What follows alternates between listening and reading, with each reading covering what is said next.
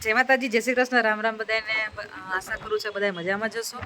અને આ છે અમારું અમદાવાદ, સરસ મજાનું.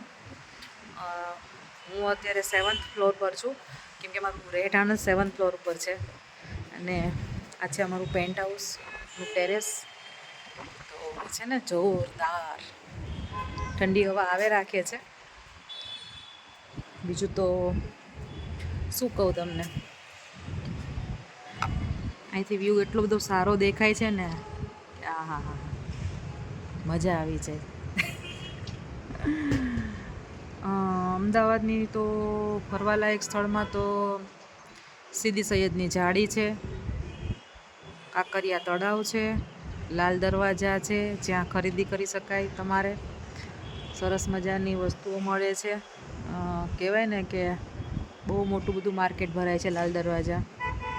તો જેમ દિલ્હીમાં ચાંદની ચોક છે, એમ અમારા લાલ દરવાજા છે. ભીડભાડ એમ તો ઓછી હોય છે. ટ્રાફિક રોડ ઉપર જે હાઈવે જે મેન એરિયા છે, કાલુપુર છે જેવા કે, તો ત્યાં થોડીક તકલીફ રહે છે, પણ એટલી બધી નહીં.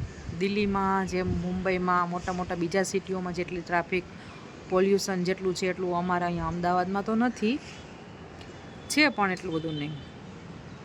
પણ જો વ્યૂ જો લાગે છે ને કે દુનિયા દેખાય છે. એટલે આ છે અમારું અમદાવાદ.